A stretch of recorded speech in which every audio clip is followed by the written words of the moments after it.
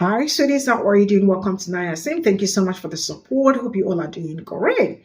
So it seems like white women are beginning to understand that it is also going to be very super tough for them, that this is no longer a black thing or, something that they thought it was only going to benefit, like it was only going to benefit them and not benefit black people. Now they are saying that everybody's absolutely going to suffer. I mean, nobody's exempted here and they are running helter skelter.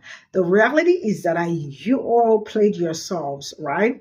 Because before the election, black women or black people in general were like doing all they could to make sure that everybody is on the right track, going around trying to spread the message. And majority of you, especially the ones that are big on TikTok, so majority of you refuse to talk politics because you all said that you don't want to mix whatever you do with politics, right? Some of you ran away uh, before the election, and after the election, they never saw you people until you took your time before coming back, and you never talked about politics, right? You all are part of the problem because we knew that you all also were going to vote for the other person and you did voted for him. So you don't have to keep running around. The reality is that you all thought that it's a black thing, we are only going to suffer now. Collectively, everybody is in this together, but not until we start seeing you all scream and all that. Trust me, some people will push you aside because we don't want to hear any noise. No noise. Let's get into this. Welcome to another episode of Fuck Around and Find Out, where we make fun of MAGA for the terrible choice they've made as our country circles the drain. Gloves are off. We're not going to coddle you or keep you safe from the consequences of your actions. Nope. We're going to laugh at you instead. And before you leave a negative comment, just know they only help the video.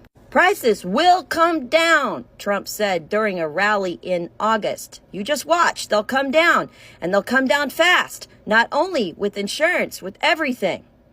We will end inflation and make America affordable again, and we're going to get the prices down. We have to get them down, Trump said in a rally in September. It's too much. Groceries, cars, everything. We're going to get the prices down. Right? He said that? Yeah? We will cut your taxes and inflation, slash your prices, raise your wages, and bring thousands of factories back to America, Trump said at his Georgia rally in October. Right? He also specifically promised to get gas prices down. He said, I'll cut your energy prices in half within 12 months. Right? Right. Well, in his interview with Kristen Welker, he said, I'd like to bring them down, but it's hard to bring things down once they're up. It's very hard, but I think that they will. They will what? Come down? Magically? Magically they come down? Hi guys, once a price has ever gotten up, it almost never comes down. Inflation almost never reverses, guys. And if it does reverse, usually that's an indicator that something terrible is happening to your economy. Negative inflation, deflation, actually a bad thing. So we are going to get the prices down has now turned into I can't guarantee anything. I can't even guarantee tomorrow. How you feeling about those prices coming down right now? How you feeling about that? How you feeling about it? Yeah? The tariffs, the constant bullying he's doing to our best trading partners. Did you know that Mexico, as predicted yesterday, Mexico responded by saying, stop picking on Canada. Canada's our buddy. Me and Canada, we're going to team up against you if you don't fucking knock it off. Yeah, those are the consequences. Bullies never actually do well, guys. When did you forget how grade school worked? Bullies never prosper. It always comes back to them. Do you understand? We are the bully. And they have but to team up against us and they could end us. All of our ascendancy relies upon other countries working with us. If they decide to refuse to work with us, we don't have any clout anymore. Donald Trump is bankrupting us morally, ethically, and monetarily. He is literally doing it right in front of you. You elected him to do it, so he's going to do it. He knows he told you one thing, but you're too stupid to get it. So he feels like, yeah, it's fair. It's fair if I don't do what I say I'm going to do. They should have known I was a liar from the beginning. Remember the story he's always telling you about the snake? Yeah, at all the rallies, he brings out that snake. He talks about how if you pick up a snake, it's going to bite you, right? You should have known I was a snake when you picked me up. He was telling you the whole time. He was telling you the whole time not to pick him. You did anyway. So now, you get to hang out with Donald Trump as he says, well, I'd like to do the thing I promised you I'd do, but I don't really have the power to do that. Yeah, we know. We knew you didn't. Those of us paying attention knew you didn't have the power, that you were making promises you couldn't keep, that you were not able to cash those checks. We knew you were faking, bruh. But these motherfuckers didn't. These ignorant motherfuckers who looked up what a tariff was after they voted, these MAGA men, they really love being tricked. They really love taking it up the ass unexpectedly. That's why they talk so much about how they hate gay people. Yeah. Donald Trump doesn't strike me as somebody who gives a shit about lube. You know what I'm saying? Not that Donald Trump has to worry at all about that, given the size of his mushroom. But he's still gonna stick it in you. Oh, MAGA. MAGA. You never learn. It's only about being superior. You don't actually want to know facts. Now, let me just put this out there to you, MAGA. If you don't like being mercilessly made fun of by people like me, maybe don't do the thing that looks stupid from the beginning. How about no? How about fuck no? How about fuck you no? Because that's my answer. Number one, what you've done here is a logical fallacy. Do you know what a logical fallacy is? It's proof that you're irrational. A logical fallacy is something that doesn't hold up under scrutiny. It's a fallacious argument, okay? And what you've done here is called argumentum ad populum. Appeal to the populace. Appeal to what's popular. I don't give a goddamn what's popular. I don't give a goddamn if Americans think that Donald Trump is going along in the proper order. I don't care. Because the vast majority of Americans are fucking dumber than shit and do not realize that what he is hypothesizing, what he is putting out there, what he is promising to do will destroy this country. How do you not fucking get that? All the things he's talked about doing, destroy our economy, destroy our rights, destroy protections that keep us safe. He's even talking about dismantling the FDIC. Do I have to explain to you what a big fucking deal that is? Maybe I do. Let me. The FDIC is what makes sure that your money is in your bank account if your bank goes under. Do you understand that that happens every day? It just happened last year. It happens all the time. It happened in 2008. When the banks fail, what happens to your money? Yeah, right now the federal government insures it and makes sure it gets put back in your hands. If he takes away the FDIC, there's no one to do that. So he and his rich friends can speculatively fucking invest all they want on bullshit that will flatten out, that will utterly destroy them. And there's no skin off their nose, and we just have to take the brunt of it. We lose everything because of their speculation. No federal insurance. How are you this fucking dumb that seems okay to you? How are you so fucking dumb that dismantling our healthcare system makes sense to you? Obamacare and the ACA are the same thing. If he takes away the ACA, 50 million people lose their medical insurance. If he uproots 10 million fucking immigrants, he will destroy 3 industries in one fucking move. 1. 3 in 1. Not to mention costing us hundreds of billions of dollars. The estimates right now are close to $1 trillion.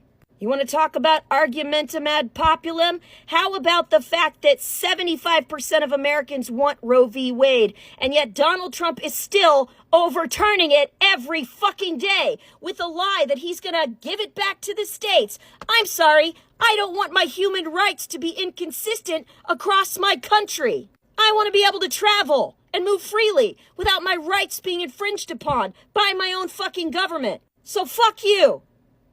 Fuck you and your ad populum bullshit. You're dumber than shit, and I don't care what the fucking majority of Americans think. They're dumber than shit. They're the reason that there are instructions on toothpick boxes. Do you understand what I'm saying to you? I have been contacted by thousands of people telling me how much my Fuck Around and Find Out series has been helpful to them in helping them process the trauma of knowing they're gonna fucking lose everything because of this one crazy asshole that you fucks cannot fucking understand. You don't get the fact that you are running with your own ego. You're voting for a guy you think is you. He's who you wish you were. So you're going to go with him no matter what crazy shit comes out of his mouth. Crazy shit that will kill people. He's already talking about dismantling the VA. Taking away the benefits of soldiers who fought and were injured on our behalf. How can you possibly tell me to stop? No SNAP benefits, no welfare benefits, no Social Security. Are you insane? No social safety networks of any kind. They've made their list of cuts pretty fucking clear. So, we're going to watch as all these people who voted for him, who use those benefits, find out they don't exist anymore. And before you tell me how this isn't going to happen, oh, it is. Because he's already putting people where they need to be. He's already ignoring precedent. He's already ignoring laws. He's already drafting his executive orders. They're already written. It's already done. And I don't know if you remember, but from the first time he was in office, he put in the Muslim ban. How many days did that sit there without the Supreme Court seeing it? How many days before it was overturned? Yeah. I can't help that you don't give a shit about other people and think that the government shouldn't give a shit. I happen to disagree with that. What's popular is ego-driven. What's popular is nice words. I'm sorry, I don't give a damn about what Americans think about what he's doing right now before he's ever even been put in office. I care about the destruction that is going to happen once he's there. So no, I'm going to keep going with the Fuck Around and Find Out, because you need to learn all the ways that you're about to find out. You need to know. People need to be prepared. So I don't care that you don't like my preparatory talks, but I'm going to keep doing them. And you have adult fingers. So let them do their adult finger thing and scroll the fuck on, yeah? Oh, and on your way out, make sure that you give a big sloppy wet kiss to my fat bass. Do you understand what I'm saying? So a lot of people are shocked, confused as to why a majority of white women would vote for Trump. You know, why would they cut off their nose to spite their face? Hello, they are white women. That's like their thing, okay? These white women are so right-wing that they believe that their whiteness will comfort, will shield them from their womanhood. White womanhood is presented as the ideal version of being a woman. And as Judith Butler says, there is this kind of validation that you get from performing gender correctly. And these white women adore that. They're addicted to it. It's a feeling that it fills them with so much joy. So when patriarchy becomes more stricter, like we have seen in the USA, with the repeal of abortion rights, they lean further into patriarchy. Combine that with the economic conditions as well, unemployment, things being too expensive, women saying that they don't want to work because I'm just a girl. I just don't want to work because I'm just a girl. You're going to see more people leaning to right-wing ideologies. These women believe themselves exceptional. They are constantly chasing this ideal womanhood of being the perfect woman, which is obviously a fantasy because men will always move the goalpost, and until you are no longer really a person. That alongside with white women not seeing women of colour as real women or allies or anyone that they can side with because they can't really empathise with them because they're so blooming racist. Just so racist that it'll shield them from any solidarity with other women. So yeah, that's why loads and loads of white women voted for Trump from a feminist perspective. As a surprise to absolutely no one, Trump said he can't lower grocery prices. It's just going to be too hard for him. I mean, duh. We all knew that, right? And so I just wonder what other empty promises, aka lies, he made to get elected. That man is also going to realize, it's a little hard to do, right? What a wild and embarrassing time to be an American. As a surprise to Donald Trump told Time magazine that he's not sure if he's going to be able to bring the price of groceries down. He said it's going to be hard to bring things down once they're up, it's really hard. Which is ironic because he spent most of his campaign talking about how he's going to fix the economy and lower prices, etc., etc. But now that he won the election and he's taking office soon, now he's all of a sudden not sure if he can fix it? Any hoodle, I think this is just part of the fuck around, find out part.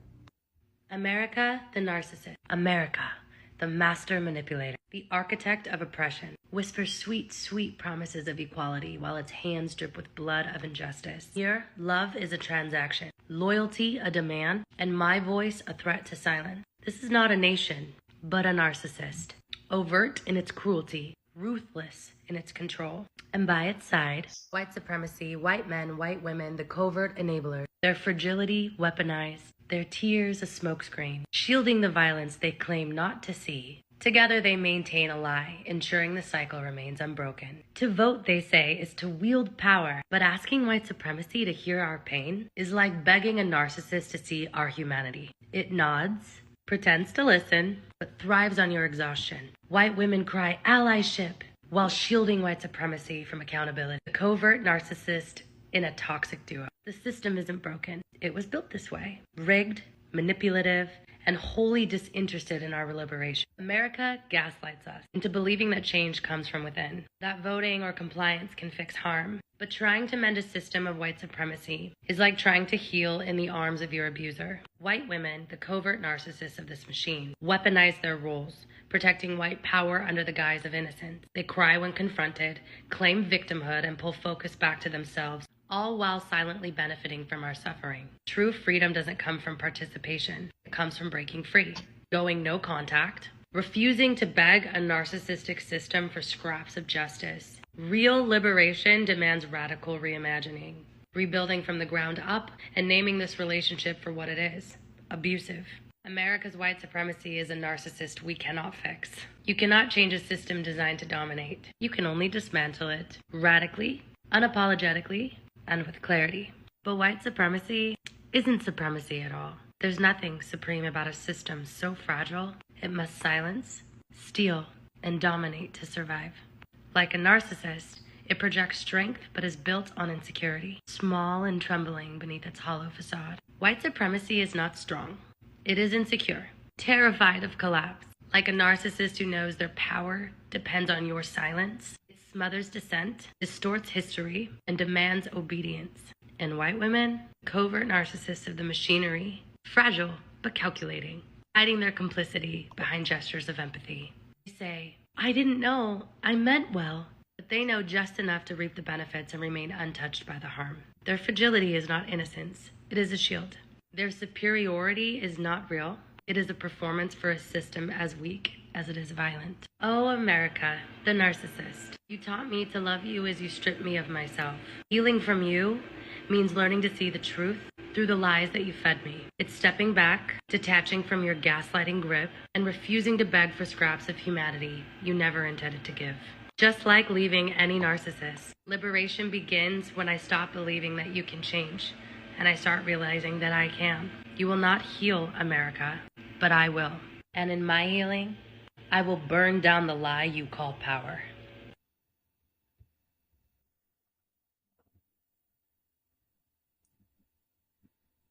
So this is all I got from this video, and I am going to say this. Madam, you were shouting because last I checked, it is your people. And I also assume that you voted for him too, because there is no way I can differentiate who voted for and who voted for the other person. So in general, it is you all, right? Now, I love the fact that you all are also screaming, because when it affects it's definitely going to affect Snows, because at some point you all thought it was going to be only black thing, it's only black people that it's going to suffer. Yeah, man, you don't know how tough and how strong black people are, because it's really crazy how majority of them wake up and think like, we are the one that will suffer most, and that is what they have been saying, not knowing that black people have been doing this like all year. I don't know how to say it, but this is like what black people know how to do best. I'm sorry that I am trying to probably use soft, but no, it is not like Black people love suffering. But one thing I know is that Black people can withstand anything. So do not get me wrong, right? So you already better be getting ready because you all thought the tariff is going to go down.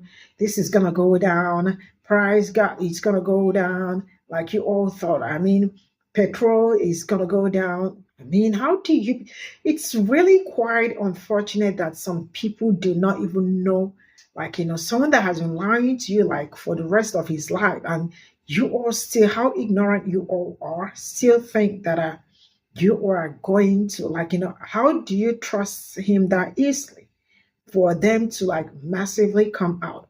So that reminds me, I came across, see, now let me tell us something. You see, white women are the forefront of racism. I'm sorry to say this, but that is what it is. I came across a post yesterday, and the post was talking about Kamala Harris, how I think they said she's running for the governor, like she'll be running for what governor? She say California or something, or Chicago. I think it's California, if I am not mistaken, right? From the post. The comments on the video post was like more than 5,000 to 6,000. A majority of them are white women. Majority are white women, and they were saying, woo, sincerely speaking, I closed back the comment section. I didn't go because I could not believe my eyes that with everything going on and with the hardship that is roaming, people will still stand that low to type that kind of something in the comment section. Sincerely speaking, I was shocked. I was in shock. Man, now I am going to say this, and this is what I stand with. You see, white women, they really do have a lot to do, especially when it comes to racism. When I said they have a lot to do, they have a lot of deconstruction to do, a lot of unlearning to do. They have a lot of relearning to do because it's really, really, really majority of them. That is one of the reasons why I said that I also do not trust this one speaking. And that is me. You don't have to also believe or agree with me. You have your own conscience and you can always run with it. I probably will look for, if I find that post again, I definitely will grab it. But I was so mad that I closed back the whole thing and did not bother reading it because I was already disgusted. Now, some people actually, I remember, okay, there was also a video, do you know some people do not believe that what is this called? Obamacare. And I think SCA, right, is the name. They do not believe that they thought Obamacare is for Black people.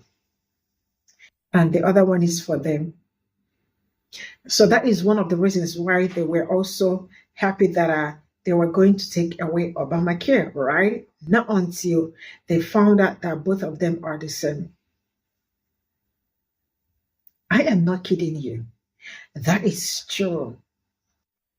See, I didn't know how to say this, but I mean, it's really going to be a very long way. I mean, when I say a very long ride, some people are already like the smart ones are sensing what is going to happen.